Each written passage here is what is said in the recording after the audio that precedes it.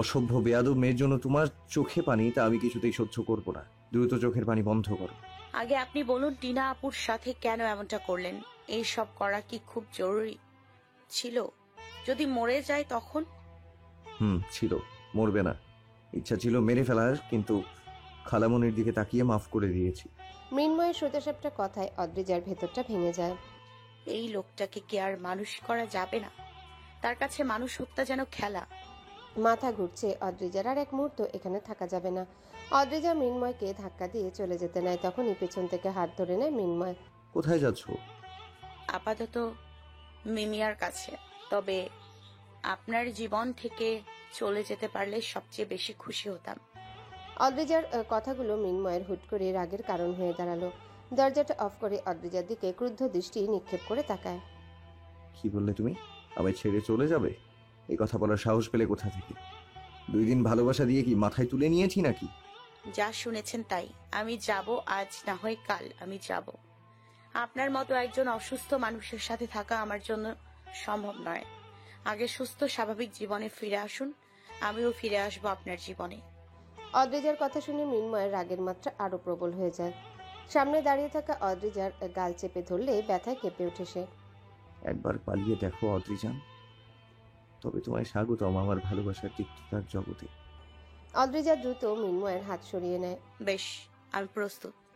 আমার জীবনের নিশ্চয়তা আমার নিজের কাছেই নেই। এই যে এখন রাগের মাথায় যদি আমার গলা চেপে মেরে দিতেন, তখন তখন কি হতো মৃন্ময় মেহরাব? তাই আপনাকে ভালোবেসে কষ্ট ছাড়া আর কিছুই পাওয়া যাবে না। রাগের মাথায় কোনোদিন না হয় আমাকেই খুন করে দেবেন। আপনার উপর আবার এক ফোঁটাও বিশ্বাস নেই। মৃন্ময় এবার নড়ে চড়ে উঠে বারবার রাগের মাথায় অদ্রিজাকে শুধু কষ্ট দিয়ে ফেলছে। অদ্রিজা দ্রুত রুম থেকে বেরিয়ে যায়। মৃন্ময় আবারও চেয়ারে বসে যায়, ভাবতে থাকে কি করে মায়া শেকলে বাঁধা যায় অদ্রিজাকে। সবার অপেক্ষার প্রহর শেষে ওটিতে থেকে ডাক্তার কিছুক্ষণ আগে বেরিয়ে আসে। টিনা এখন শারীরিকভাবে দুর্বল, এছাড়া তেমন কোনো সমস্যা নেই। একদিন হাসপাতালেই থাকতে হবে তাদের। কথাটা শুনে অদ্রিজা শান্তির শ্বাস ছাড়ে, কিন্তু মাথার ভেতরটায় শুধু প্রশ্ন ঘুরপাক খাচ্ছে, কি করে ফিরিয়ে আনা যায় মৃন্ময়কে স্বাভাবিক জীবনে।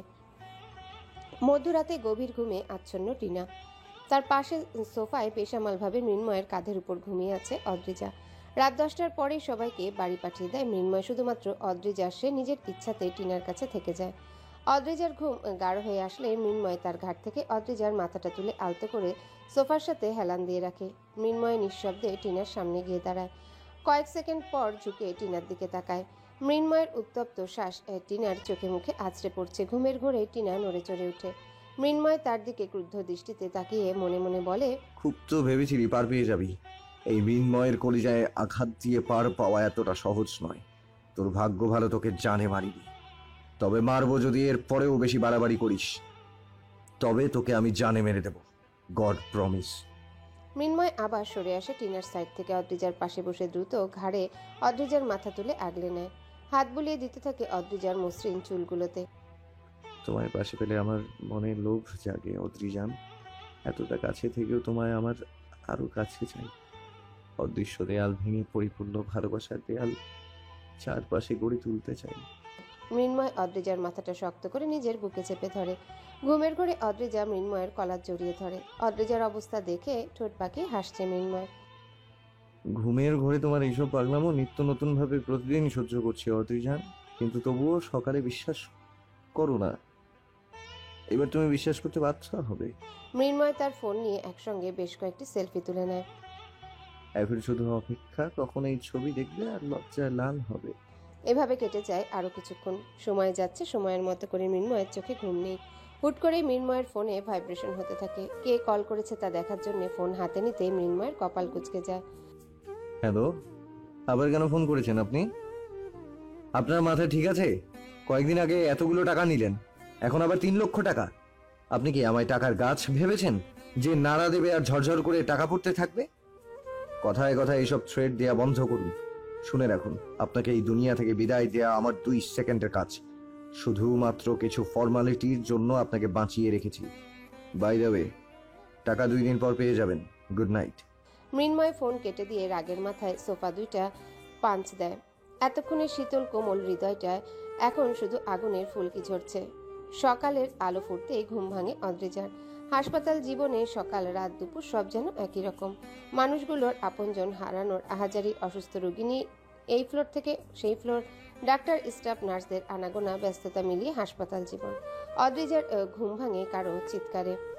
ঘুমন্ত অদ্রিজা পিটপিট করে চোখ খুলে নিজেকে মৃন্ময়ের বুকে দেখে ছিটকে দূরে সরে যেতে চায়। তখনই মৃন্ময় অদ্রিজার কোমর আরো শক্ত করে চেপে ধরে।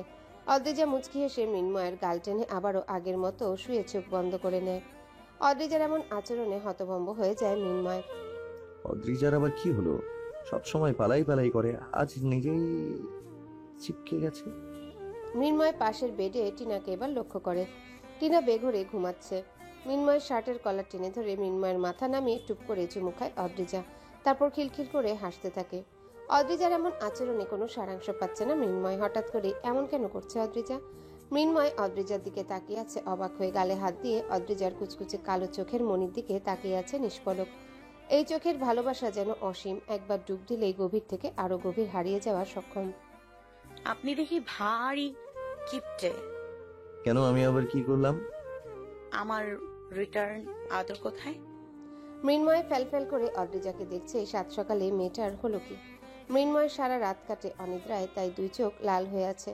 ঘুমের ঘরে শরীর এদিক সেদিক হেলেদুলে পড়ছে। তার সাথে অদ্রিজার এমন আচরণ, সবকিছু একসাথে হজম করতে তার বড্ড কষ্ট হচ্ছে। কি হলো ডক্টর? আমার ভালোবাসা কি আপনার হজম হচ্ছে না? অদ্রিজা, আমার জানা মতে হাসপাতালে অনেক আত্মারা ঘুরে বেড়ায়। তোমাকে মনে হয় এমন কোনো মেয়ে আত্মা ধরেছে, তাই সাত সকালে এমন অদ্ভুত আচরণ করছো আমার সাথে। আপনার সাথে ভালো কথা বললেও খারাপ। অদ্রিজা রেগে উঠে যেতে নিলেই পেছন থেকে মৃন্ময় হাত টেনে অদ্রিজাকে তার পাশে বসিয়ে নেয়। আরে রাগ করছো কেন? আমি তো ফান করেছিলাম। দেখো আমার চোখ মুখ, সারা রাত তোমাদের পাহারা দিয়েছি, এখন ভীষণ টায়ার্ড লাগছে। ঠিক আছে, আমার ঘাড়ে মাথা রেখে শুয়ে পড়ুন। তোমার এই চিকন চাকন ঘাড়ে আমার এই মাথার জায়গা হবে না। তার থেকে ভালো বাড়ি চলো, তোমাকে চড়িয়ে ধরে 10 মিনিট ঘুমালেও আমার সব ক্লান্তি দূর। অদ্রিজা মৃন্ময়ের কথায় আবারও খিলখিল করে হেসে দেয়। মৃন্ময় অদ্রিজার গাল দুটো এক হাত দিয়ে চেপে বলে, খবরদার হাসবে না অদ্রিজান। হুম। অদ্রিজার ছটফট করা দেখে মৃন্ময় মুখ ছেড়ে দেয়। বিরক্ত হয়ে ভ্রু কুঁচকে নেয় অদ্রিজা। আমি হাসলে আপনার সমস্যা কি? তোমার হাসিতে মনে হয় কেউ যেন আমার শরীরের ভেতর নৃত্য করছে। এখন থেকে যেখানে সেখানে আমার সামনে হাসবে না, খবরদার। মৃন্ময়ের কথার ভাবভঙ্গিতে আবারও হেসে দেয় অদ্রিজা। অদ্রিজার হাসি দেখে মৃন্ময় আবারও মুখ চেপে ধরে। এতক্ষণ অদ্রিজা আর মৃন্ময়ের খুনসুটিগুলো পাশ থেকে দেখছিল টিনা। রাগে তার সারা শরীরে যেন কারেন্ট বইছে। তাতে দাঁত চেপে মনে মনে বলে, হাসতে দেব না আমি তোকে, হাসতে দেব না আমি তোকে অদ্রিজা। তোর অবস্থানে আজ আমার থাকার কথা ছিল। আমার অবস্থান আমি ফিরিয়ে নেব, যে করেই হোক। কেটে গেছে বেশ কয়েকদিন। সেদিন টিনার বিষয়টা মাত্রা অতিরিক্ত মদ্যপান গ্রহণে এমনটা হয়েছে বলে ডাক্তার জানায়। সবাই জানে টিনা দেশের বাইরের মেয়ে, তাই রাতে যে সে নেশায় বুঁদ হয়ে থাকে এটা নিয়ে কেউ কোনো কথা বলে না। সেই সুযোগটাই কাজে লাগিয়েছে মৃন্ময়, টিনাকে শাস্তি দিয়েছে। অদ্রিজা গুনগুন করে গান গাইতে গাইতে মিমি আর রুমে ঢুকে। কই কই যাচ্ছ মিমি? কোচিং এ একটা ইম্পর্টেন্ট ক্লাস আছে, সেখানেই যাচ্ছি। আমাকেও তোমার সঙ্গে নিয়ে চলো প্লিজ। আমি শপিং এ যাব, আমার কিছু টুকটাক জিনিস কেনার আছে। তোমার ভাইকে আনতে দিলে পারবে না? ভাবি, আমাদের কোচিং এর স্যার কিন্তু পুরো ক্রাশ বয়। তুমি আবার ক্রাশ খাবে না তো? তাহলে ভাইয়া কিন্তু হকি স্টিক নিয়ে আবারও তাড়া করবে। ধুর, এমন মজা আমি আর কোনোদিন করব না। আমার উচিত শিক্ষা হয়েছে। তুমি আসবে কখন? বেশিক্ষণ না, 12টার মধ্যেই। তুমি যেহেতু শপিং এ যাবে, তাহলে এক্ষুনি চলো। তাহলে আমি তৈরি হয়ে আসছি। ওকে, যাও। অদ্রিজার মিমি আর শামিমাকে বলে একসঙ্গে বাড়ি থেকে বেরিয়ে যায়। এদিকে গেটের সামনে থাকা গার্ড মৃন্ময়কে বিষয়টি জানায়। মৃন্ময় তাদের অদ্রিজার উপর নজর রাখতে নির্দেশ দেয়। মিমি আর দীর্ঘ 1.5 ঘন্টা কোচিং শেষে অদ্রিজার সাথে শপিং মলে যায়। কিছু শপিং শেষে মিমি আর অদ্রিজা চুড়ি কিনতে চুড়ির দোকানে ঢুকে, কিন্তু গন্ডগোল লাগলো সেখানে। অদ্রিজার হাতে চুড়ি না ঢুকায় সামনে থাকা বিক্রেতা অদ্রিজার হাত ছুঁয়ে চুড়ি পরিয়ে দেয়। অদ্রিজার কাছে বিষয়টি খারাপ লাগলেও পাশে 2-4টা মেয়ের হাতেও অন্য বিক্রেতারা পরিয়ে দিচ্ছে, তাই বিষয়টা স্বাভাবিকভাবেই ধরে নেয় সে। কিছুটা দূরে দাঁড়িয়ে থাকা গার্ড অদ্রিজার এই বিষয়টার কিছু ছবি তুলে নেয়। শপিং শেষে অদ্রিজা আর মিমিয়া রিক্সা খুঁজতে কিছুটা এগিয়ে আসলে একটা গাড়ি তাদের সামনে দাঁড়ায়। কিছু বলার আগে কয়েকজন লোক মিমিয়া আর অদ্রিজাকে তুলে নিয়ে যায়। দূর থেকে গার্ডটি বিষয়টা দেখে সঙ্গে সঙ্গে মিন্ময়কে কল করে। পরিত্যক্ত আবছা অন্ধকারের রুমে চেয়ারের সাথে বেঁধে রাখা হয়েছে অদ্রিজা আর মিমিয়াকে। তাদের সামনে দাঁড়িয়ে আছে বেশ কয়েকজন সিকিউরিটি এবং দলের একজন মুখ্য সদস্য। লোকটির নাম তারিফ। অদ্রিজা আর মিমিয়ার দিকে কিছুক্ষণ সূক্ষ্ম দৃষ্টিতে তাকিয়ে থাকে। এরাই কি তবে মৃন্ময় মেহরাবের প্রাণভোমরা? তারিফের কথা শুনে সিকিউরিটির দল থেকে একজন উত্তর দেয়। জি বস। বাহ বাহ বাহ বাহ বাহ।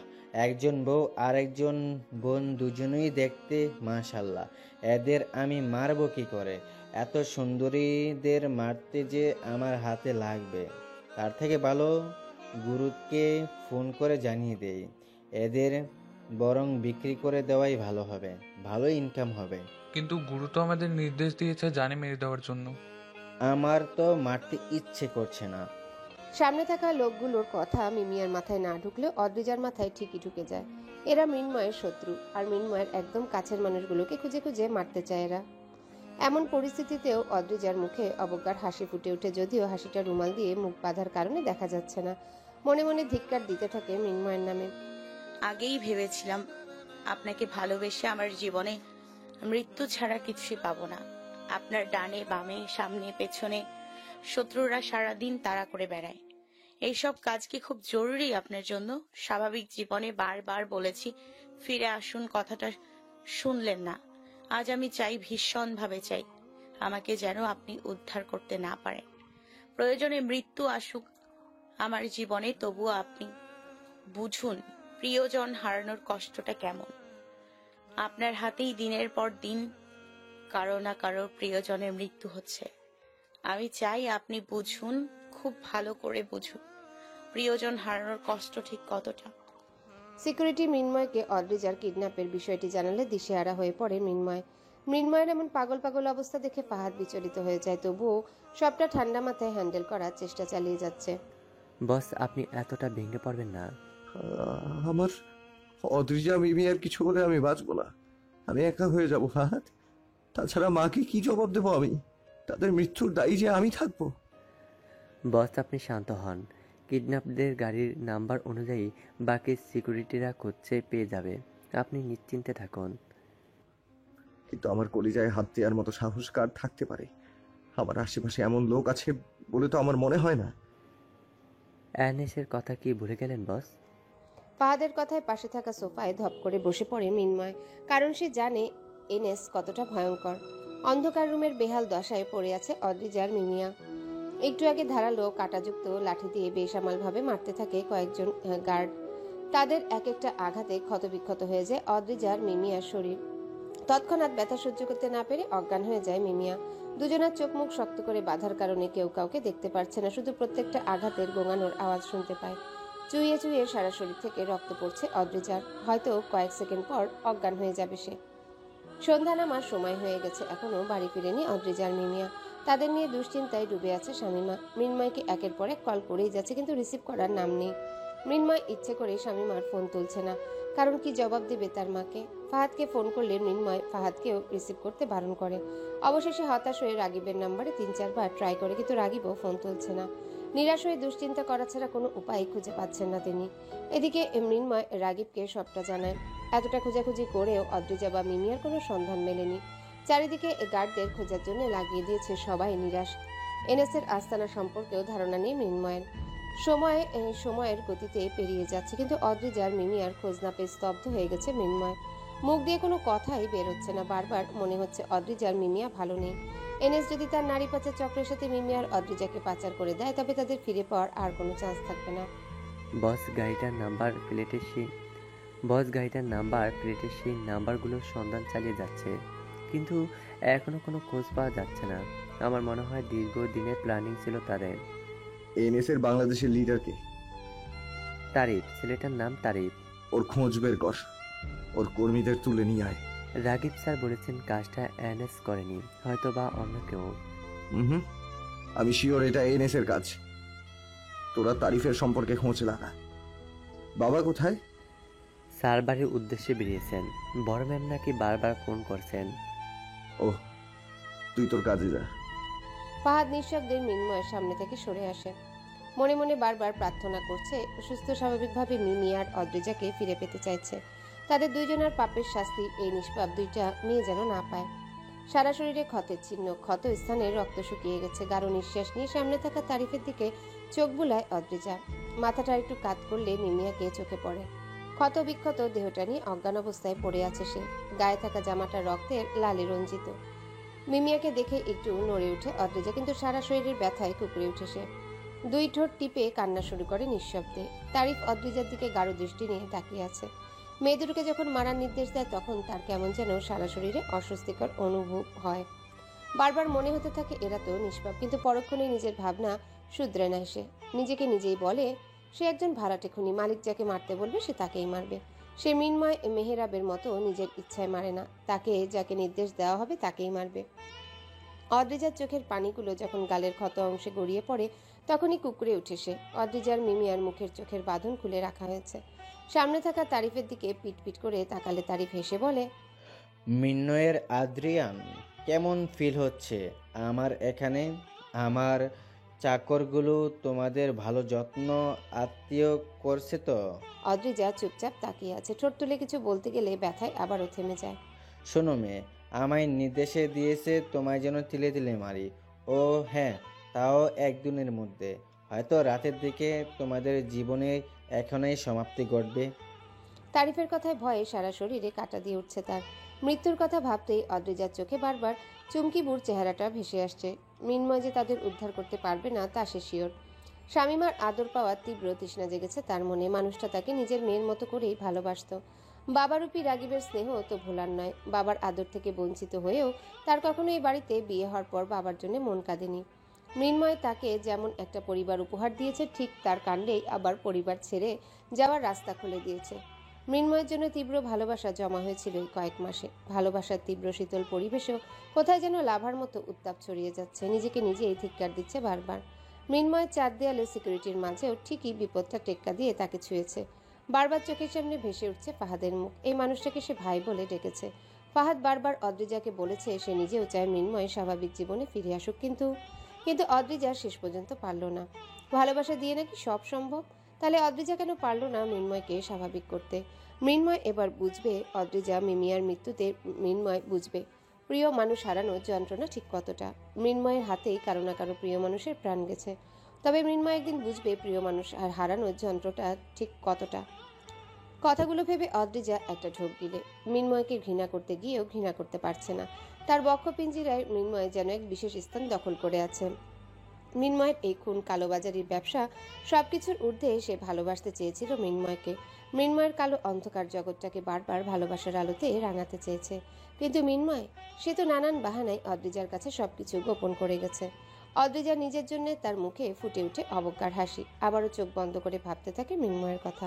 ঠোঁট বিড়বিড় করে মুখের হাসি প্রসারিত করে বলে, তোমার অন্ধ মোহ শহরটায় আমি ভালোবাসা খুঁজে যাই। অদ্রিজার ঠোঁটের হাসি দেখে সামনে থাকা তারিফ বলে, কি গো সুন্দরী, হাসছো কেন? মৃত্যুর সময় নির্ধারণ হয়ে গেছে, তাতেও এই মেয়ে হাসে? আজব। মৃত্যুর সময় নির্ধারণ করার মালিক আল্লাহ, আপনি নন। অদ্রিজার কথা শুনে লোকটা তাচ্ছিল্যভাবে হাসতে থাকে। হাতের মধ্যে থাকা হকি স্টিক দিয়ে সামনে থাকা একটা টেবিলের উপর জোরে প্রহার করে। সঙ্গে সঙ্গে ধরফর করে উঠে যায় মিমিয়া। মিমিয়া পিটপিট করে চোখ খুলে সামনে থাকা তারিফকে দেখেই আতঙ্কিত হয়ে যায়। এই লোকটার কণ্ঠস্বর যেন মিমিয়ার মস্তিষ্কে গেঁথে গেছে, কারণ কিডন্যাপ হওয়ার পর থেকেই এই লোকটা একের পর এক হুমকি দিয়েছে। এর নির্দেশে খুব বাজেভাবে মারতে থাকে তাদের। অদ্রিজা ঘৃণার দৃষ্টিতে তারিফের দিকে তাকিয়ে আছে। তারিফ ঠোঁট বাঁকিয়ে হেসে বলে, আমাকে ভয় করছে না? ভয় পাবো কেন? অবশ্য রাস্তার কুকুরকে দেখলে কার না ভয় হয়। অদ্রিজার অস্পষ্ট স্বরে বলা কথাগুলো তারিফের রাগ বাড়িয়ে দেয়। চেয়ার থেকে উঠে এসে দ্রুত অদ্রিজার মুখ চেপে ধরে। অসহ্য ব্যথায় আর্তনাদ করে উঠে সে। পাশ থেকে মিমিয়া হুহু করে কেঁদে দেয়। ভেবেছিলাম মধ্যরাতে মারবো, কিন্তু তোর মরার শখ, তোকে এখনই মারবো। অদ্রিজার কপালে বন্দুক তাক করলে মিমিয়ার কান্না আরো দ্বিগুণ বেড়ে যায়।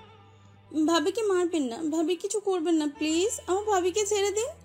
তারিফ চোখ ঘুরিয়ে মিমিয়ার দিকে তাকায়। বাহ, এত দরদ ভাবির জন্য? আহা, দরদ করে লাভ নেই, তুইও মরবি তোর ভাবির সাথে। আমাকে প্রয়োজনে আগে মারুন, তবু ভাবির মৃত্যু আমি আমার চোখের সামনে দেখতে চাই না। আমার ভাইয়ের মায়ের ভালো থাকার চাবিকাঠি আমার ভাবি। আমি আমার ভাবি মৃত্যু নিজের চোখে দেখতে পারবো না। মিমিয়ার কথায় অবাক হয়ে তাকায় অদ্রিজা। এই পিচ্চি মেয়েটা তাকে এত ভালোবাসে কেন? তারিফ অদ্রিজাকে ছেড়ে মিমিয়ার সামনে দাঁড়ায়। মিমিয়ার গালে হাত দিতেই গর্জে ওঠে অদ্রিজা। খবরদার, তোর নোংরা হাত দিয়ে আমাকে ছুঁয়ে দিবি না। অদ্রিজার অস্পষ্ট কথাগুলো শুনে তারিফ বিশ্রীভাবে হাসতে থাকে। আমার হাত যেহেতু নোংরা, তাহলে নোংরামি করাই যায় তোর ননদের সাথে। তারিফের কথা শুনে মাথায় যেন আগুন লেগে যায় অদ্রিজার। সব ভয় জড়তা ভুলে মিমিয়াকে বাঁচানো তার এই মুহূর্তে আসল অভিসন্ধি। খবরদার বলেছি, খবরদার, ওর দিকে ভুলেও হাত দিবি না। তারিফ মিমিয়াকে ছেড়ে বিকট শব্দে হেসে অদ্রিজার চুলের মুঠি চেপে ধরে। তৎক্ষণাৎ আর্তনাদ করে ওঠে মিমিয়া। ভাবিকে ছেড়ে দাও, ভাবিকে কষ্ট দিও না। আমার ভাই জানলে ছেড়ে কথা বলবে না তোমাদের। আমার ভাই সব কটাকে পুলিশের হাতে তুলে দেবে। মিমিয়ার কথা শুনে আরো জোরে শব্দ করে হাসতে থাকে তারিফ। আরে তোর ভাই জীবনও খুঁজে পাবে না। তোরা এখানে আসিস পাতাল ঘরে, এদিকে কোনো নেটওয়ার্ক নেই, আর তোর ভাইয়ের কোনো চান্স নেই তোদের পাওয়ার। এই পাতালঘর তোর ভাই গরু ঘাস কাটতে অবশ্যই আসবে না। তারিফের কথা শুনে মিমি আর অদ্রিজা দুজনে চমকে যায়। দুজনের মুখের অবস্থা দেখে বেশ মজা পাচ্ছে তারিফ। দুইজন কর্মীকে উদ্দেশ্য করে বলে, হ্যালো বন্ধুরা, পরবর্তী পার্ট খুব তাড়াতাড়ি আসবে, তো সবাই অপেক্ষায় থাকো। আর চ্যানেলটি যারা এখনো সাবস্ক্রাইব করোনি তারা পরবর্তী পার্ট দেখার জন্য চ্যানেলটি সাবস্ক্রাইব করে রেখো। ধন্যবাদ সবাইকে, আমাদের সাথেই থেকো।